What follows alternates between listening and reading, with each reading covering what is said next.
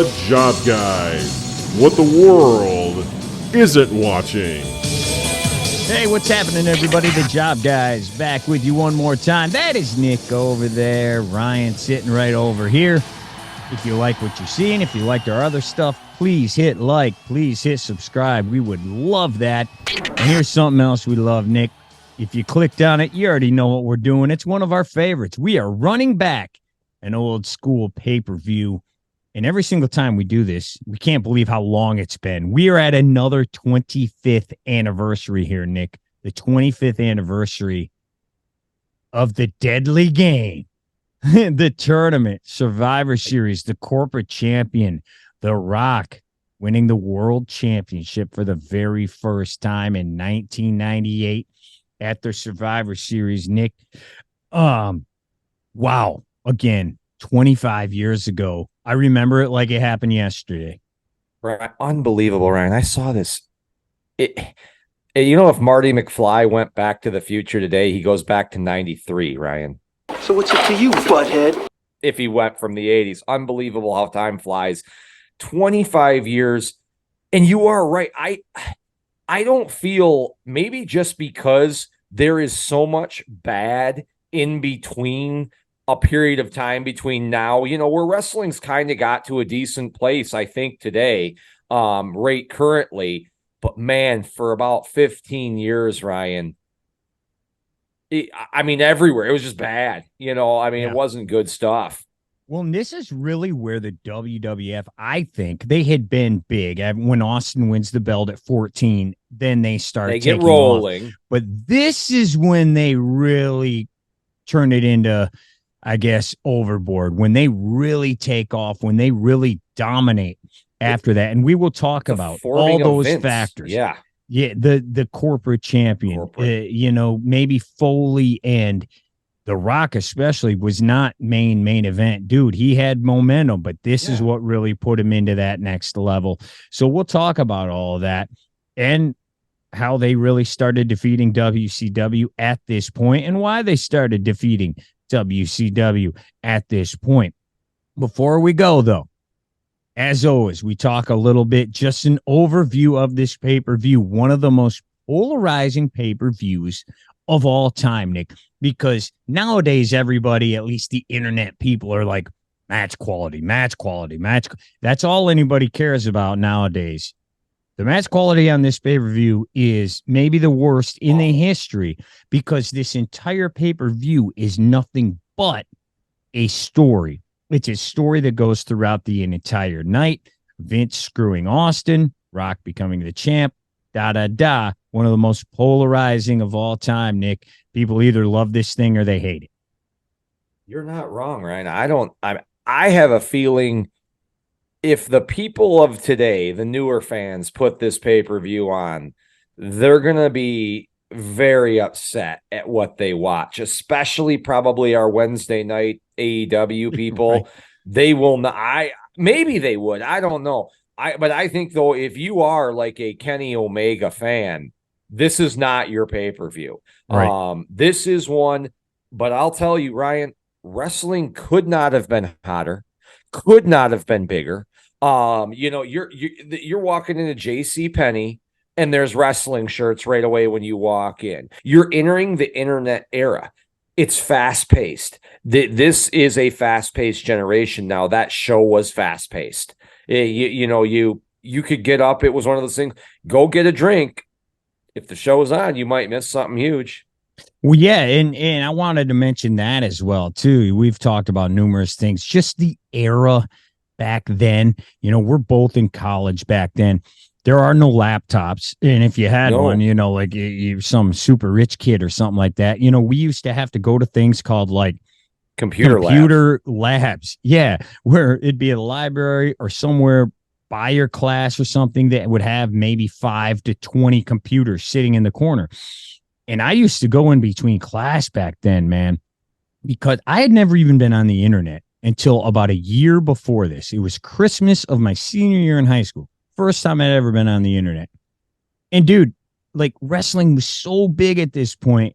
And shoot, you think we're wrestling nerds now. Back then it was even in news. If you remember, Nick, news was breaking. like every day, that guy's leaving, that's happening, this is going to happen on Raw, somebody's mad about something. And I wasn't like a Torture and Observer subscriber or anything. I didn't have any money, but the websites would have that stuff all the time.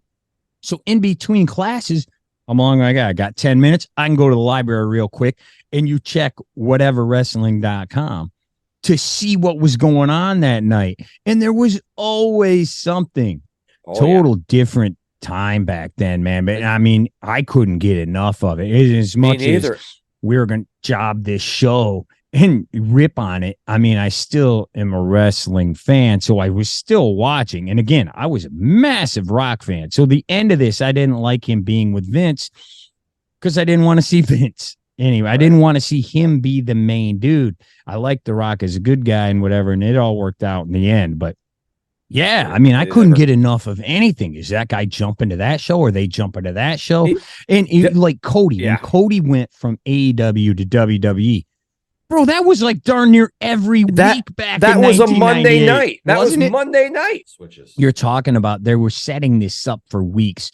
The Rock had people's elbowed Vince the week before. You had the whole Bang 316 happen the week before this, and if you remember, Austin stuck a little piece of paper in Vince's coat pocket.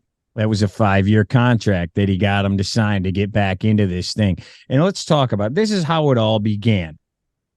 You had Austin get screwed, get fired by Vince. Then it was going to be The Undertaker against Kane for the belt at the previous pay-per-view. Austin was the referee. There's no winner. Okay, that's how we get the vacant belt, and we have our second. Now it's like the belt's vacant all the time. There's always tournaments or battle royals or something. Back then, this was a big deal because the only other time the belt had been vacant when there was a tournament for the title was WrestleMania 4. And here we go for the very second time.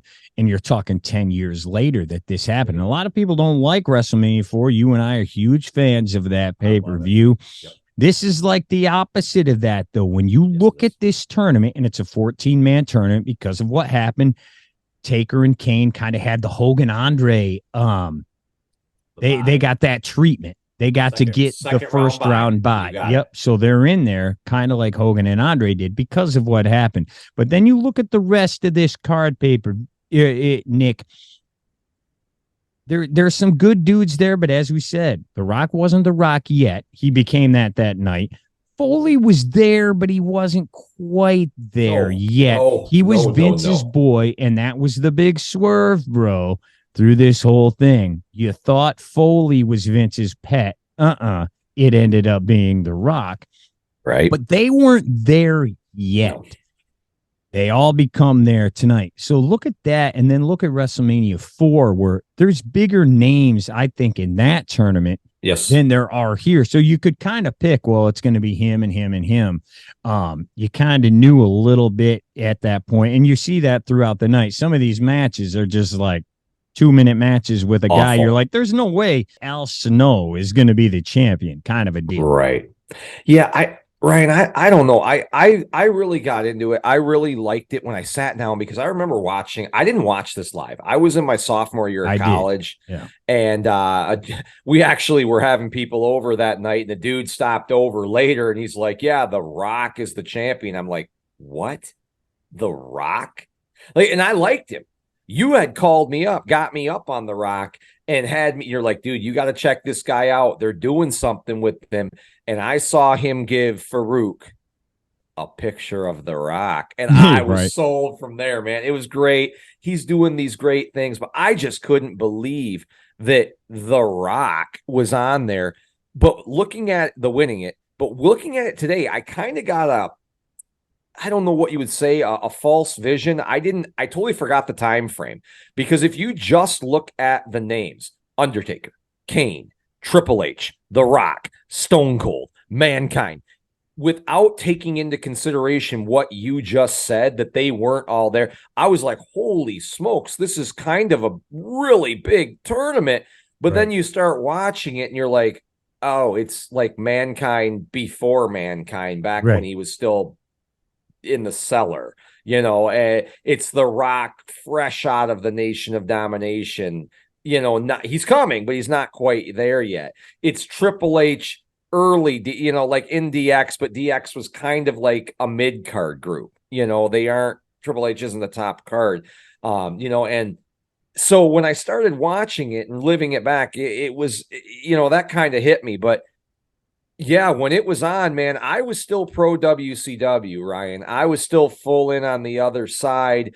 I saw the WWE kind of in the same way you were saying it. There's Austin and then a bunch of dudes. Everybody else. Yeah. And I was in on The Rock, and people started getting in on The Rock that fall. Like 2 months before, after he fought Triple H at SummerSlam, he started building this momentum somehow. And you even hear JR say it on Raws. He's like, I don't know what it is, but these people love The Rock. And it built and built and built. So they are kind of mad at the end of the night when they find out he turned on them, because he was building, and Foley was building too. He did the bedpan thing with everybody talks about a couple of weeks before that in September. Where he's in there, Mr. Sacco debuts, and I should say Austin hits McMahon with the bedpan in the hospital. But so Foley was getting there, but this was really the night where it really all took off, and we will get to that. Want to mention WCW though. You and I were both more because we were NWO guys, and we liked some of the things going on in WWE, but I think this pay-per-view is maybe why it's so polarizing. There was a circus type atmosphere to some of the stuff they were doing. Yes. And I think this pay-per-view is like maybe the king of all of them. A lot of Vince, a lot of you never know what's going to happen. It changes every other day. A lot of swerves, bro. It's the Jerry Springer show. Which it's really, I mean, I'm not trying to take a shot at it, because again, they start taking over in the rating. That's what he did. Crash TV, man. He watched Jerry Springer, listened to Stern, and wrote the show while he was doing that. And there's a lot of that. But WCW was already falling. The ratings were still there, though. They were still selling buildings and all of that. Then came Halloween Havoc, which may have been the nail in the coffin for them if it wasn't, a lot of people say, the finger poke of doom was, which we're coming up on the 25th anniversary of that as well. Keep that in mind, folks. We may do something about it. But then that Halloween Havoc show, the Warrior Hogan match was so bad. The Sting Brett match was a quote unquote dream match. Not good. Turned into a nightmare. And then the show ends with most of the country not getting to see it because it went off early. So that was really, a lot of people were like, you know what? I'm done with this. This other stuff on the other channel, it's a little different. I've never seen anything like that. I'm going to watch this instead. And a lot of people liked what they saw. And say what you want about the match quality, which we will get into, but throughout the night, you do have to give them credit. They did tell a heck of a story throughout the night. And Ryan, I'm telling you, in this era, the reason why it blew up, it would not have blown up if these were all 40-minute matches for this title. I'm telling you, it wouldn't have worked. Right. It just wasn't that. People are watching these and I was in dorm rooms. People are watching these in like groups, nitro parties, right? They're doing the guy that's out there doing the parties and everything. You can't. No, people wanted keep it live. Well, do it live. Do it live. Keep it Crash TV. They didn't want to sit down, and no offense to any of these guys, and watch one of these 40-minute amazing, what you would call 5-star matches 4 times a night. Right. This was just, what's going to happen next? What's going to shock me? Oh my God, he gave birth to a hand. Oh my God, he did that. This happened. Oh my God, it was about shocking the audience every night, making sure they didn't know what happened, swerving the audience constantly. And ladies and gentlemen, it sold. And it's a different time, too, when you look at some of these matches and you just look at the times, 2:17, 2:36, 3:21, 30 seconds, 3:30, 3:20. There was 15 matches, and these weren't the days where pay-per-views went 4+, or in WrestleMania 35's case, 18 hours. Yeah. This was 2 hours and 45 minutes. So they had to blaze through this tournament, plus tell the story throughout the night. So that's why so many of them are that way. Well, let's get into it. If you've never watched one of our running back shows before, thank you so much for doing that. What we like to do is we just kind of go through it. We're not going to go match by match here because there's not much to say. We may take longer than the match actually went. Because there's not much to these matches. But then at the end of the night, we have some categories that we go through, which also will be tough to do today because some of these categories, they don't exactly fit like a normal pay-per-view. This is not a normal pay-per-view, Ryan. It is so far away from anything normal. You've said this. This is a Raw. It's glorified Raw. Yeah. It is a glorified, and I think you're 100% correct when you had told me that because I watched it with that in my back of my head, and I'm like, oh my God, minus the tournament aspect for the belt, which is huge. I get that. But if you could do it on Raw. Like you could have done this whole show and it looks like a Raw. Again, it's funny to say all this because you and I are more storyline based guys where the match caps the story. So it's strange to say, maybe we didn't like this, but to me, there was too much gaga going on here in this pay-per-view. So it's a little strange. I would like a better mix overall, but here we go. Yep. We begin. And we have the Deadly Game song, which immediately, as much love as Jim Johnson gets for some of his music that he's had, theme songs, I'm like, whoa, this one's not good. Fucking thing sucks. It did not put you in the mood for any kind of tournament at all for a championship. And then the attitude. And that song did not have attitude whatsoever. It was a little iffy. So it starts right away. And one of my big things going back then was Vince. Like, there was too much Vince, too much McMahon's, and we hadn't even seen Linda yet. Shane just showed up. And Vince starts this pay-per-view out. He's in the wheelchair, because he's got a broken ankle and all this. He's got his cronies with him. And he announces that, well, Mankind's going to be in the opening match, and he's got a mystery. Well, here we go with the circus. Put the big top up, cue the music, get out the clown shoes. The circus starts right out of the get-go, and Vince is pumping this dude up. Oh, here we go. He's a this and a this and a this. Former WCW guy. Mentions WCW, takes a shot right away, and it turns out his big-time opponent is Dwayne Gill. Excuse me? And here we go. We are off to the biggest farce of all time. And again, you can say it's the story and all that, and I get that. But me sitting at home then, and I was a freshman in college. This was like the second pay-per-view I'd ever gone to with other people that I just met and everything watching this. I'm like, man, this is going to be, it's for the belt. So to me, it meant something, even though I know it's fake wrestling. But with things like Dwayne Gill, and then the more we will talk about later in the night, world title. Yeah, it just decreases the whole thing in value to me because the whole thing's just apparently a big joke. It'd have been like if Barry Horowitz was in the 4 tournament, right? Like, why is he like? It's the same. Like, again, I get. How did the Brooklyn Brawler get in the tournament? But I get what they're doing, and again, that is kind of cool watching it because they are, McMahon is doing this to try apparently to put the belt on Mick Foley, the chosen one. So he's giving him a cupcake opponent. But again, from our perspective, it's your first tournament since WrestleMania 4. It's for the world title, the WWE or F back then title.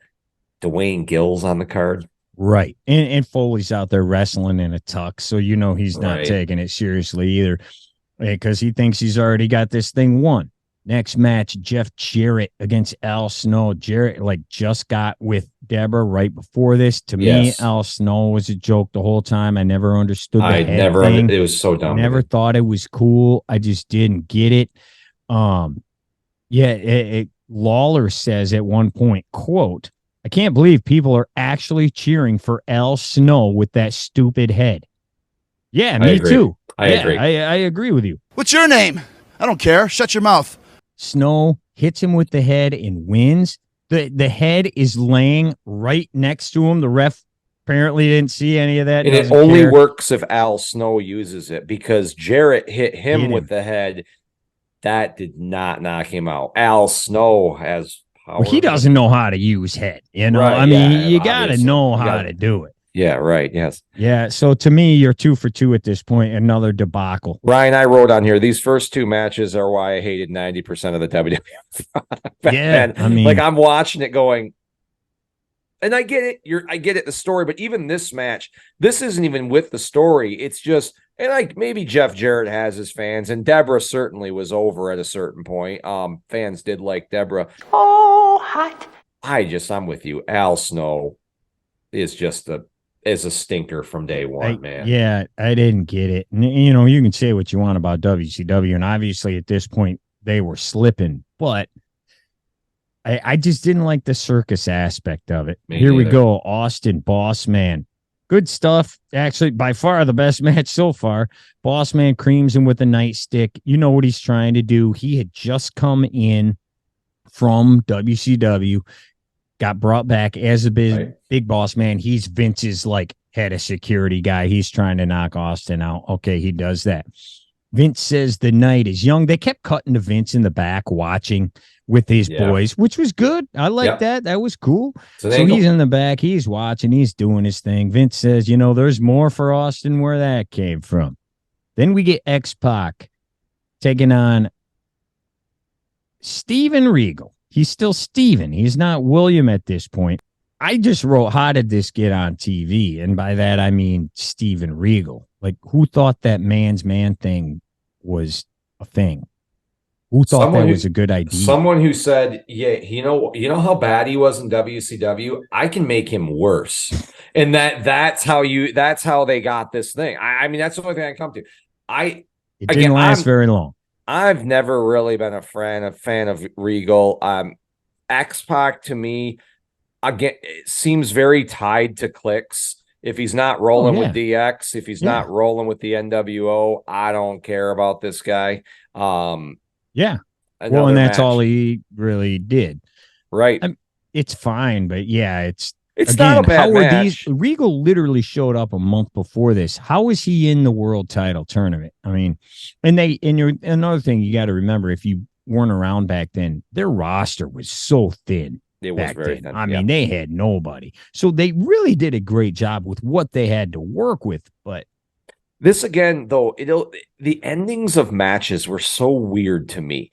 This ending of the match, McMahon orders Commissioner Slaughter to restart the match, but then the contestants don't want to and just leave. Yeah, and it ends in a double count out. Right. They were supposed to go 5 extra minutes. I don't know why they even said that. X-Pac just says, no, I'm not going. I'm keeping the double count out. And he walks to the back. Like, okay. That must be because they didn't want Austin to get a free pass into the semifinals. Right. Which he did. That's what they were trying. I just didn't understand why X-Pac wouldn't want to stay in the tournament, or why Regal, why they wouldn't want to advance in this tournament. Excellent question. Makes no sense at all. But half the crap didn't. Right. They swerve for the case to swerve, bro. And I think Russo would say, yeah, you're not supposed to focus on this match. Sure. Like that would be this. Well, then match, don't have it. Right. Right. But this match was only literally put in place, I guess, so these people would be both out. So Austin, bye-bye. There you go. Exactly. So then we got Ken Shamrock, who was a big deal at the time. He's the IC champ or whatever he is. He's fighting Goldust, who he's back to being Goldust. Okay, after everything he had done, cross-dressing and whatever he was doing there for a little while, Ken wins with the ankle lock. The end. All right, back to the debacle. Rock is supposed to fight Triple H, but everybody knew Triple H legit was injured at this point, and he's not there. So he doesn't fight. So Briscoe and Patterson come out. They say Triple H isn't here. And they, again, with the swerve, they say they have a guy for The Rock to fight. And it's the Big Boss Man. So he comes out, literally gets in the ring, and is immediately rolled up. 1, 2, 3. Rock moves on. 4 seconds. Boss Man's hilarious here. I don't know if you noticed. He looks at the hard cam and he throws his arms up and goes, yeah, like he did something. Like, bro, you just lost in 4 seconds. What are you doing? Look at you, giant idiot. Turns out he was very confused throughout the night. He missed his spot later on in the show. And you find out, though, a lot of people, you're thinking, like this was terrible. Well, obviously, when the pay-per-view ends, this is kind of like one, if you do actually watch it back, you can kind of see the story unfolding. The Boss Man was obviously sent out here to take the dive quickly and advance The Rock. Yes. So you're mad watching it. Oh man, well, you're maybe not mad because maybe you like The Rock, but it wasn't a match or anything. But there is a method to the madness here of letting The Rock beat him quickly. Yeah, the writing is very good as far as that goes. But yeah, if you were tuning in to see anything, as we said, this is an actual tournament. This wasn't for you. But you can see it. There's one for Vince. So then we go in the second round. We have chapter 47 between the Taker and Kane. They're together. They're not. They're together. They're not. I have no idea what's going on here. Taker wins, tombstones him. Paul is holding the leg, which was like the second time they'd done that finish. The Rick Rude, Ultimate Warrior, Bobby Heenan finish. Second time they'd done that finish in like the last week. That was the finish again here. Taker, moving on. Anything? No, man. I just said match was okay. Taker wins. That's all I wrote down. Ryan, at this point, I know, and again, Glenn Jacobs can actually, he can wrestle. There's probably a place for him. And I know he's got a lot of fans. I personally, and I've said this before, I thought this was Nails Part 2. I thought they were bringing in Kane for a one-off at WrestleMania, and then this gimmick is going to be, because I think they probably thought that too, to be honest. Because in my head, it's just a bootleg Undertaker. I don't get it. Why would I want to watch the cover band when I've got the original right here? And I've never understood that throughout the years. He's just the Undertaker, but weaker. I never got Kane, man. I never got the Undertaker, so I definitely didn't get right. I didn't want to see him in the first place, so I don't certainly want to see a cover band of it. Something I don't like. All Elite Scooby-Doo. I don't know, man. I just was not in, Kane has fans though. People do like him. Give them both credit. They made it work a lot longer than people thought. Of all time, but yeah, they did. The Brothers of Destruction sold. But yeah, it just seemed we were watching the same story every time they fought. And I think they murdered each other several times. With cement or buried alive or, fire or whatever. Oh, they had everything you could possibly have. It just was a little bit, not my cup of tea. A lot of people like the Taker and Kane, though. Yeah. Yeah. So here we go. Taker's moving on. Then we have Mankind again. He is fighting his good real life buddy, Al Snow. This thing ends in 3 minutes. Foley wins with Sacco. And now here's what's funny to me. At this point, because these matches are just flying through, the Survivor Series, this is the first time ever that they didn't have the either 4-on-4 or 5-on-5 matches. At least one. First time ever. So, and the reason why they got rid of it was because, it was cool originally because you didn't get to see the main dudes fight all the time. So you give them 40 dudes in one night. Holy cow, that's a big deal. But you would see people lose with roll-ups, and you'd see them lose with a punch. They would lose in normal matches. They would not. And I think they thought, and the wrestlers probably thought, man, you're making me look bad here because I'm losing on TV with some generic move. So they got rid of it, and they went to normal, one-on-one tag team, whatever matches. Ryan, you see it in this pay-per-view. When you're hitting dudes square in the face with a chair and they're kicking out, how is a schoolboy putting this guy away? That's right. And I get their argument there. But that's the funny thing with this pay-per-view. We got rid of the 5-on-5, strive to survive. Right. And then this one, people are just getting beat in 2 minutes left and right. What did we get rid of it for? And these are apparently your people who are fighting for the world title, losing in 2 minutes. 14 best. Yeah, it's just kind of ironic there, but it is.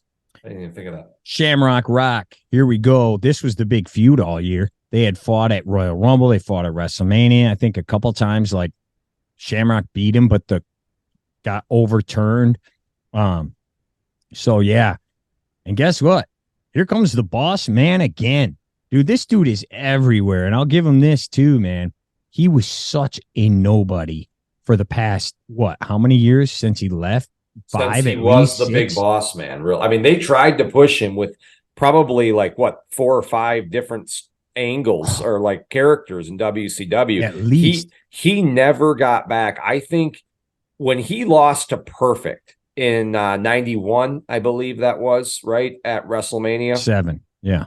Yeah, I don't think ever got up from that. Like, he started downhill from that, wasn't the same, switched to WCW, went under a few different gimmicks. Big Bubba, I think he was a fallen angel or something at some point or whatnot. He was a lot of things. And dude, they did push him. He got wins over like major players like Sting and things like that on pay-per-views. But I don't think the people bought, like, he just didn't have it at that point. I will give it to him. The boss man coming back kind of got over a little bit there, man. Well, they're pushing him down your throat. And again, they didn't have anybody else. But yeah, you're right. He was the boss until they got sued in WCW for ripping off the gimmick. And then he became the guardian angel. He was like a Hell's Angel guy. Yeah. Then he became Big Bubba again. Then he became Ray Traylor, Flesh and Bud. So, I mean, he was a million things. He was an NWO wannabe. I mean, he was as bottom of the barrel as you could get. They bring him in here, put him with Vince, and immediately push him back to the top. Now, he's getting jobbed nonstop out here, but he's still coming out. And it worked, though, because the angles over there and the stories in WCW, Ryan, they were all terrible. The gimmicks they gave him. Security. As simple as that is, it clicked in my head. Oh, it's the big boss man, formerly a cop from Cobb County, Georgia. He's now head of security. That makes sense. Like, it works for me, brother. Well, and here we go with another swerve, or you don't think it's a swerve at the point. This is how the match ends. Boss man throws the nightstick in, apparently to Shamrock. Oh, no, sir. The Rock intercepts it, nails him with it, throws it back out. 1, 2, 3. The Rock moves on. The second time the Rock has been helped to the end. The second, and we're not picking this up, man. You're not seeing this. You're just the Rock won. Yeah, you're not quite sure at that point.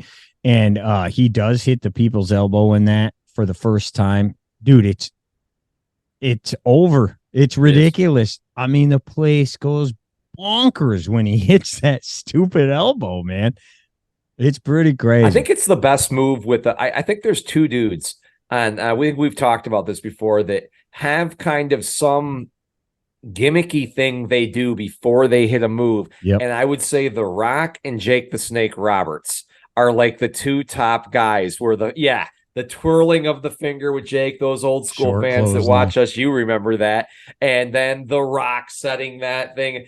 I don't think there's any, I mean, and the fan, you just get super hype when you see it, man. Yeah, it's not even a move. He's just telling you, hey, I'm going to do the move. I'm going to hit it. Yeah, you are. All right. So, we're down to our final 4 now at this point.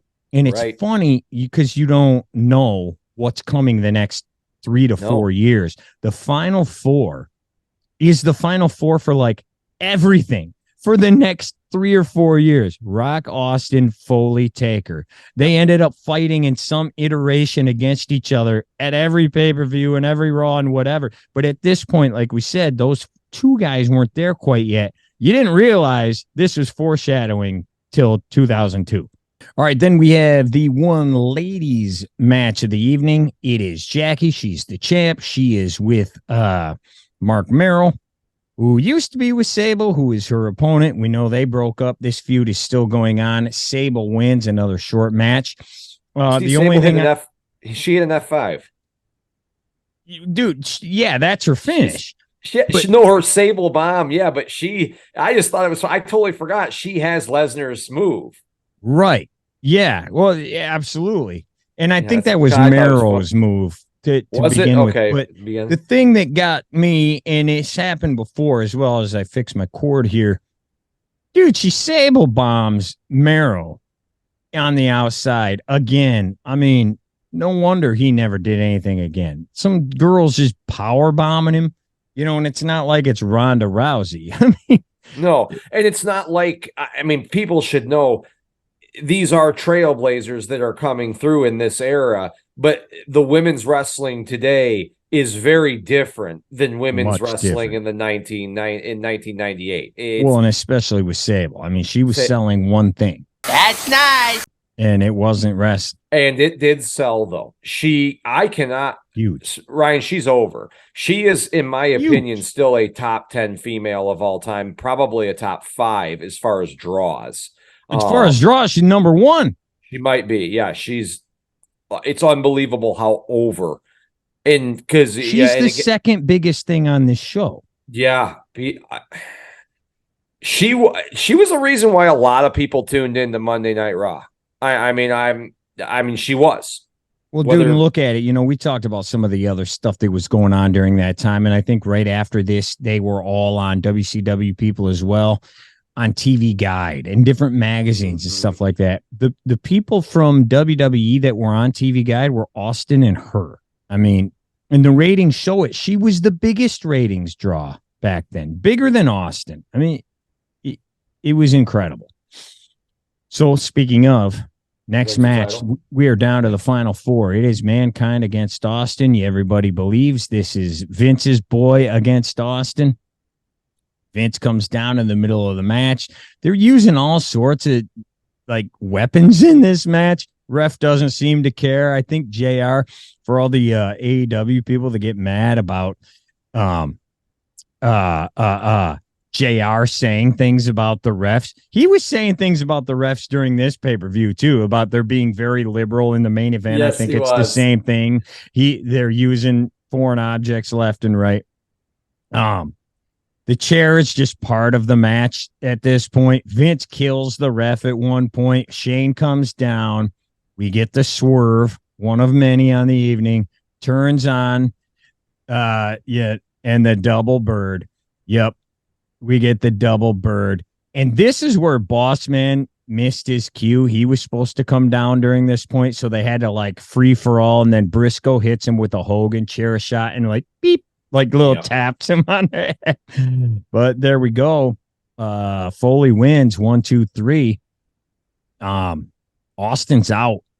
Yeah. And you could tell the crowd the rest of the night, they kind of die after that. They wanted Austin to win this thing.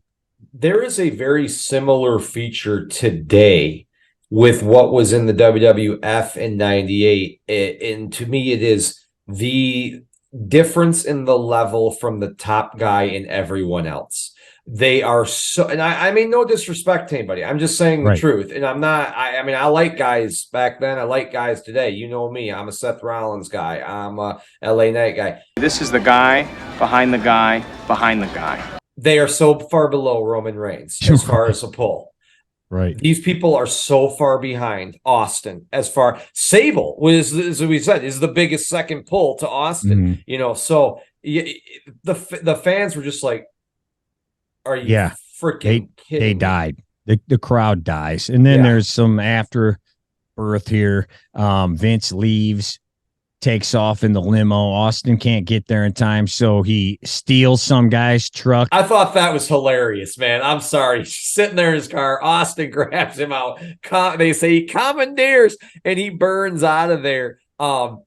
I remember that being great. The only thing I hate about that is it seems like it was so good. Maybe I'm not the only one. It seems like it became a thing they constantly were doing. People throwing people out of cars and taking off. All the time. It just, I hate, that was one of the worst things about that era too, is they did everything so much that you can't do it again. I mean, how many dudes fell off a bridge? How many dudes drove a vehicle to the ring? How many dudes got ran over? How many dudes commandeered a vehicle? But well, and where do you go from there? Yeah. Once you commit a felony, it's kind of hard. And then they would get arrested for random things. And like, I just watched a guy on TV commit grand theft auto. Right. But he like says the wrong thing to Vince and he gets taken out of the building. Right. But yeah, the Rock Taker here, they're outside the ring. They should have been counted out 1,000 times. I thought it was a good match. Taker, Austin here. I'm sorry, Rock Taker here. I thought this was a good one between these two. Yeah, well, it starts getting better now that we got all the other stuff out of the way. Yeah. Now we start getting some matches that actually matter. Here comes the Boss Man again. Well, once again, we got more interference. Whatever. Kane then comes out of nowhere. He choke slams the Rock. Now they're fighting, and we got a DQ, and there we go. Now the Rock is in the championship. It's so weird the way they DQ, because you could have DQ'd people for 17 million things throughout this pay-per-view. Match. Right. This match, they were outside the ring for the first 8 minutes of this match. Yeah, and it's so weird. And they still do that stuff kind of today, Ryan. You see a lot of that, especially with you said like when guys are cleared to wrestle today versus when they're not. But I thought the match until the ending was good. I didn't. I remember watching this live at college with some guys, and the whole circus thing, and I don't remember exactly. This is the first time I watched the whole thing since then. I don't remember every detail about everything, but I was just like, I knew there was a lot of chaos. I didn't even think there was this much. I mean, it's just more chaos and more chaos. And then you have Taker and Kane going at it again. I'm like, I don't want to see them go at it again. And then turns out they went at it for the next 6 years. It was just, I'm just sitting there going, how are you booking all these not even false finishes, all these BS finishes? And we haven't even gotten to the worst one yet. It doesn't work for me, brother. Yeah, no, I'm with you. I just didn't mind the match. Again, I'm maybe because I was watching all the other matches and this is actually a match. I thought Mankind and Stone Cold was fairly okay until the end. I thought this match was fairly okay until the end. But again, it's just another DQ. You can't believe it. And I can't just pick on WWF back then. Nitro did this crap all the time too. Man. We gotta go. Here comes the NWO every night. Yeah. Yep. And it's funny too, like a lot of the people who are our age and were around back then, they loved this. But now they're the people who are all about match quality and all about, that's the greatest pay-per-view, dream matches and all this. They have no story whatsoever, but yet they think this is amazing because of the story. Just kind of goofy. Here we go. Here's, as we said, it was a thin roster tag team title match. New Age Outlaws against Mark Henry and D'Lo were kind of over. They were doing their fun stuff. Is that Sexual Chocolate? Yeah, they're doing their fun stuff back then. So they were kind of over, but they weren't, I don't know. Dude, and then the Headbangers are still here. I tell you, the only thing I cared about in this match, when Mark Henry walked through the curtain, I was like, damn, we missed this guy. You messed up. This guy, there was something there when he was doing his Halls of Pain. Oh, that was, it was amazing. Yep. He finally figured it all out. Yep. It took him a while. It took forever, but man, he was cool at that point. And it was only, Ryan, in his whole career, if you put his career in a timeline, that's like a sliver of when he was good, when the Halls of Pain, Mark Henry, world champion, But yeah, I didn't even write anything for the match, Ryan. I didn't care about two of these tag teams. The New Age Outlaws were over. I definitely watched them. They were cool. But this, again, your tag team division is really kind of weak at this point in time, man. I did stop it in time to see the end. And at the very end, Billy Gunn pulls his pants down. Now, this show, because it's the Attitude Era and it's on Peacock now and everything, They bleep out all the middle fingers. They bleeped out pissed off at one point during the night. The word pissed off. They've bleeped out a ton of other stuff. They have blurred out numerous signs in the crowd, blurred them out. But they let this whole thing go. Just pull your pants down. That's perfectly fine. No problem. It didn't blur nothing. Like, oh, there he is, and his pants are off. Fantastic. Outlaws retain. Yeah, and the Outlaws win. Buried the lead there. Last match of the night. Here we go. Rock, Mankind, the beginning of their feud, which then went for the next couple of months. Numerous huge matches. We all know how this ends. The match is good. The match is very good. The match is really good. It's the year anniversary, obviously, Survivor Series, Montreal the year before. They decide to go with that finish where Vince, because he's the corporate champion, screws Mick Foley, calls for the bell and the sharpshooter. The Rock had given the old people's eyebrow over to Vince, put him in the sharpshooter, calls for the bell. It's over.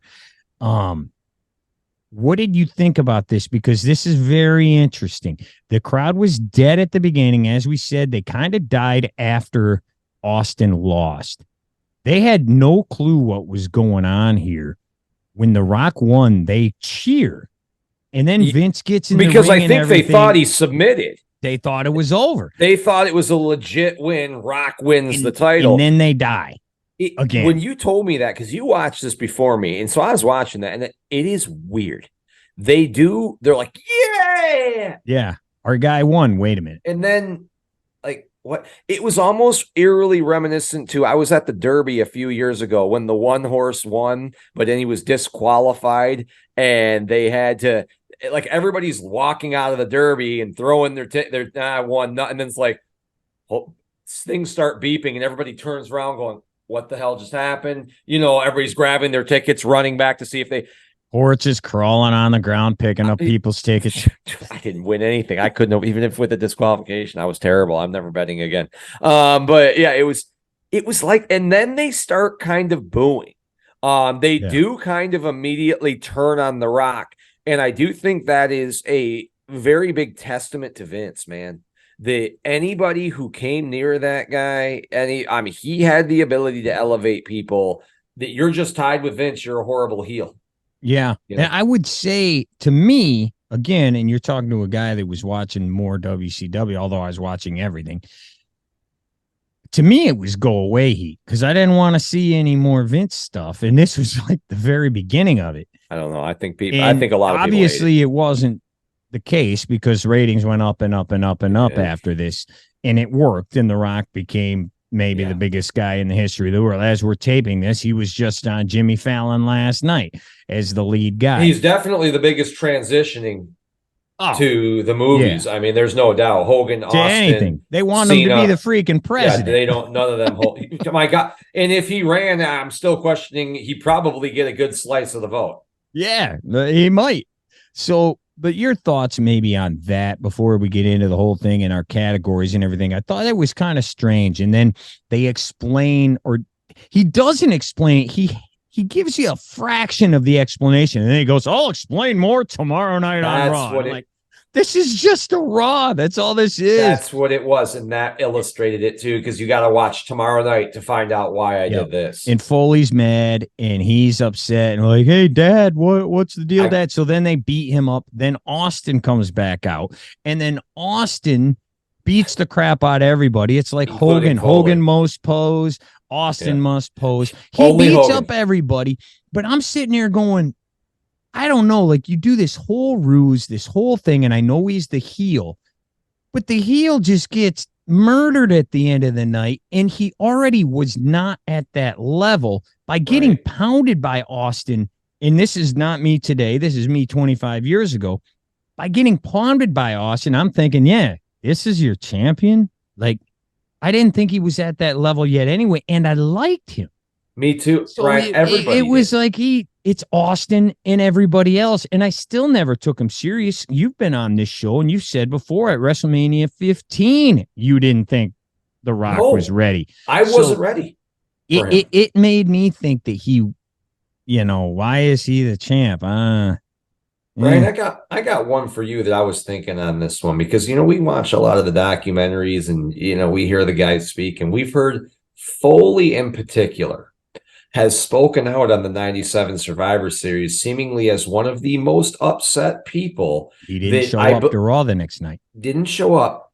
I just thought it was kind of, I don't know if ironic is the word. Now he's in the main event the following year doing a story based on what he had such a huge issue with the previous. When he's calling Vince dad and everything. And Brett has said that he was like a father. Vince was like a father figure to him. I was wondering if you caught that, man. I'm like, that was just weird. I mean, I don't care. Do what you got to do because it happened. It'd been a year. It'd been a year, but yeah, it was just weird to me that he was the guy that was apparently the most upset at what they did to Bret Hart. Yeah, he was the one guy that didn't show up the next night after numerous guys allegedly said they weren't gonna. Yeah, I thought that was odd. I hated that finish because it had been rumored that something was going to happen. There was going to be a swerve, that The Rock could possibly be. The Torch reported the week before that either Foley was going to win or The Rock was going to turn and become the corporate champion. To me, it was odd that The Rock turned because he was so popular at that point and becoming every day. Move. I was like, why'd you turn him? That's stupid. You're cutting his nuts off a little bit. And the other thing I didn't understand was he didn't like Austin because Austin swore and he did all these things and he's not a corporate guy. I'm like, The Rock literally does the same stuff. Yeah. He's swearing all the time and doing things he shouldn't do. Like, what makes him more corporate than Austin? I didn't think that made any sense. So I just remember not being happy with any of it at all. What would you say on this, though? Me and you both agree on that. We thought they gave them, but it does end up working for The Rock, whether, like he does get over. Yeah. Do you think, because I will put this out there, what about LA Knight? Because we're at the same situation. He's over as he's coming up. What? They should turn him? Would you think it would work if he flipped? But how does he do? How does he? I don't know. That's why I was just wondering. I'm just wondering because that was a crazy move.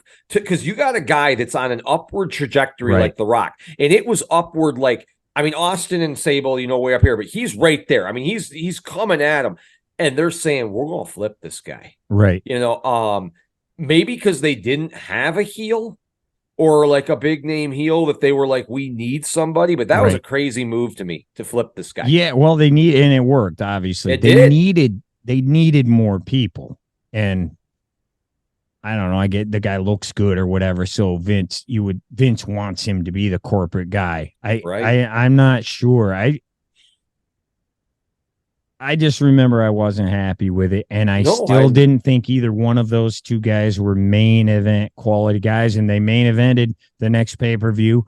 Then they fought on Halftime Heat. Then they fought on the Ryan, Finger Polka Doom sold, Night. Though. All that stuff sold. It did. I mean, we didn't like it. But people were looking for different stuff than you and I were looking for. And I think they were targeting, we've said this in sports, when whether it's the pitching clock in baseball or the glow puck technology in hockey, and the old school fans always argue with me, man, I don't like that crap. And I keep telling them, it ain't for you, dude. They know they got you. They know me and Ryan are going to watch wrestling every weekend. How do I get my brother? How do you get somebody else to watch this? And they did, Ryan. They got people that don't usually, with The Rock turning the Halftime Heat, everything you said. They got a bigger audience, a huge There's audience. No doubt about it. And you're a year older than me, so you were already in school at this point. I've told this story before. I went to college that first weekend, welcome weekend or whatever. It was the weekend of SummerSlam. Summerfest. Wasn't shy about it. Hey, can we get SummerSlam in the dorm? How do we watch it? Well, you didn't know anybody yet, so you didn't know anybody who had a house somewhere where you could order it or anything like that. But by Halloween Havoc, I was watching the pay-per-views at other people's houses.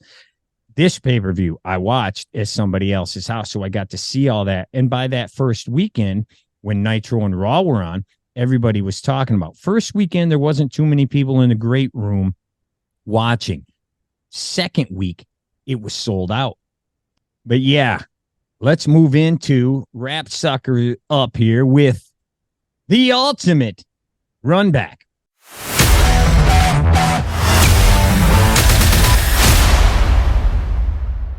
All right, so this one's going to be a little different because we have things that normally work, and this show is so strange. We got line of the night, funniest moment, best match, all this sort of thing.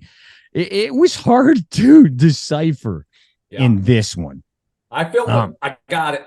Yeah, I did too, but it was definitely tough. I don't know if Let's start with, we normally do older shows than this. There's no Bobby the Brain Heenan here for a line of the night or maybe a funniest moment. We do have the King, but he's not so much funny in this one. But how about a line of the night? Do you have one? Jerry Lawler, The Rock versus the Boss Man. The Rock rolls him up, beats him in that record 4 seconds. And it's not the greatest, but I chuckled a little. Lawler said, I didn't even have time to smell what The Rock was cooking. I thought that was kind of decent. Yep. I'll give him that one. Yep, So that would be my line of the night. My line of the night by Jerry Lawler. Mine comes from the combo, and it's more like a paragraph of the night. It comes from the combo of those two. JR says, we will stay with you until there is a winner. You're going to be able to see all of this pay-per-view. The King responds. Going back 3 weeks earlier, Halloween Havoc goes off the air before it's over. He goes, you're going to be able to see all of this pay-per-view. JR responds, well, that's not very nice. And he goes, not nice. Making fun of those less fortunate, he says. And then the King finishes off the conversation by saying, it's not nice, but it's accurate. I thought that was very good. That was good. That was good. Funniest moment of the night. I wrote down there was absolutely nothing funny. I had nothing funny. Did you have I got any? one. It was another comment. Because of all the matches and because of the stuff that goes down, Jim Ross commenting, the officiating tonight has been extremely liberal. Yeah. You think? And he did finally say that. I believe it was the tag match. He finally did say that. But I thought that was funny just because, okay. Yeah. And why are you disqualifying people when you it's just it made no sense. But anyway, what has aged? We do a best and the worst throughout the night. What has aged the best? The story being told. You can, when you go back and watch this, just watching the story, watching The Rock get helped when you didn't really know he was getting helped all the way to the end. Watching the cutback scenes to Vince McMahon, the Austin McMahon chase. I love stories. The story of The Rock turning heel is good. I'll give it to him. Yeah, I think you're probably right. It was too much, but my gosh, I would kill for something half that nowadays. Right. I would say what aged best is they picked the right guy. They did. We didn't know back then that he was going to turn into what he turned into. Mm-hmm. But 100%. man, they picked the right dude. They definitely did. What's aged the worst? Match quality. Yeah. There's no doubt about it. You're talking to someone who doesn't care. I love 5, I love 4, I love 3. I don't need a 20, 30, 40-minute match, but this is ridiculous. Don't be ridiculous. The finishes, the 1 minute, but the finishes, like you just mentioned, why was this a DQ, but then this wasn't? Oh, the referees are being liberal tonight. Well, then why do they care if Kane came in? The guy just hit a guy 50 times with a chair. They were outside the ring for 3, 5, 8 minutes. Right. Yeah, that aged the worst. Best match? Rock Mankind. Yeah, the last match. Rock Mankind. They go. I believe they go 17 minutes. Very good. I like. It's great. Until think the it's awesome. end, which was the Montreal Screwjob. But it was the finish. story. I get it. Yeah. The final match is not even close to the best match of the night. Not even close. Yep, absolutely. How about the worst match? That might be tough to do because there's a lot of stinkers, I guess.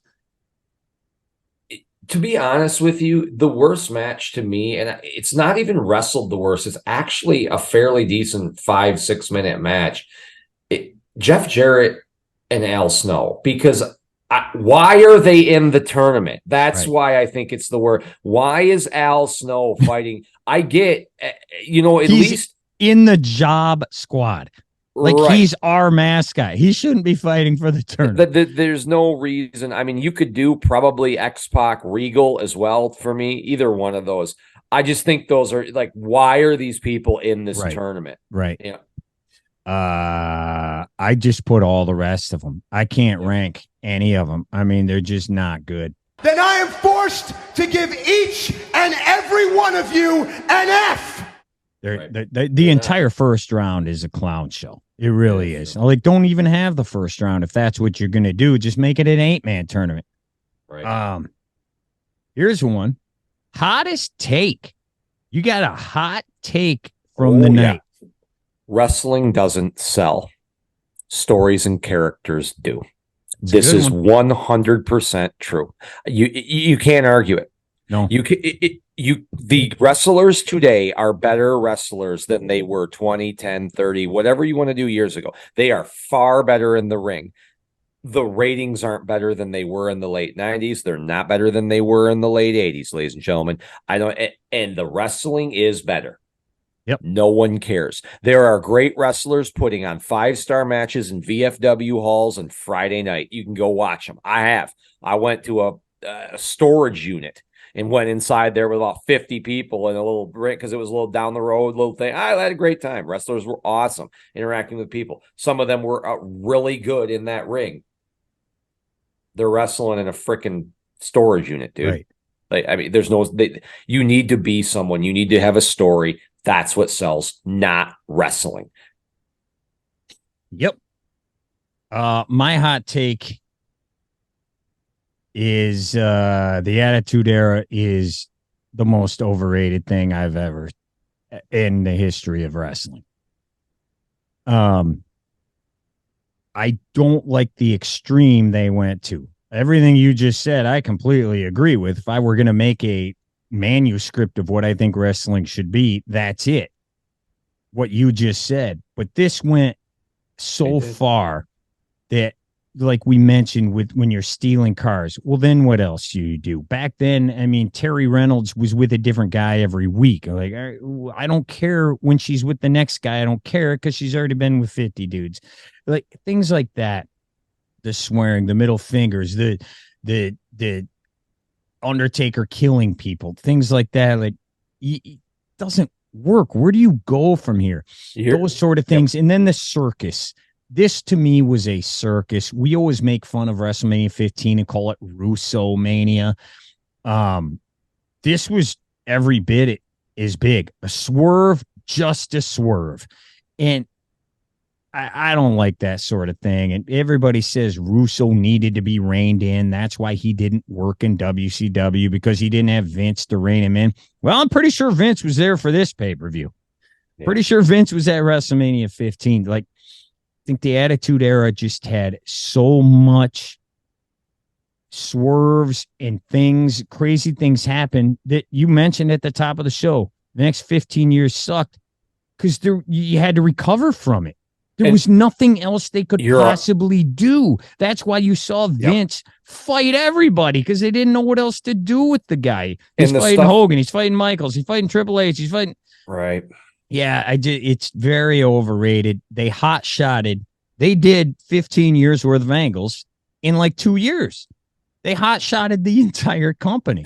And when you're doing shock stuff, like you said, the middle finger, bra and panties, guns and houses, people off of bridges, when that wears out, like it will, you're getting people on shock value. Right. And now then you got to go back to a match. Who won the night? I'll tell you, Nick, not us. No, not the fans. Well, maybe they did. Maybe they liked it. In the end, maybe. I chose Vince McMahon. People may not want to hear this. He's one of the greatest heels of all time, and I hate saying that. I hate saying that. I really do.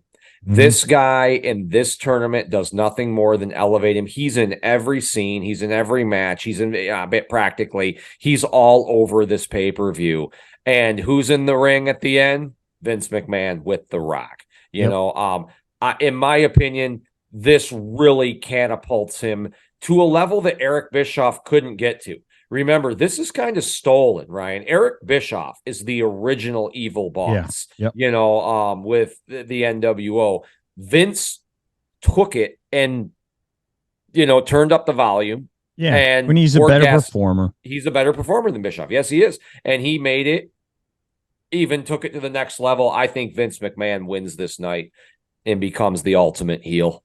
All right, who I think won night, the Big Boss Man won the night. You know, obviously The Rock, I think, would be the big one because his career took off after this. But holy cow, we mentioned it. Look where the Boss Man was at since he left in early 1993. Flesh and Bud, Ray Traylor, Guardian Angel, The Boss, Big Bubba. I mean, this guy was a nobody, man. I mean, he was absolutely not good. Gets put right back into the main angle, and he is all over this show. And he was, you know, he fought The Undertaker as bad as the match was at WrestleMania. He fights The Undertaker at Mania. So he's a player once again. He won the night for me.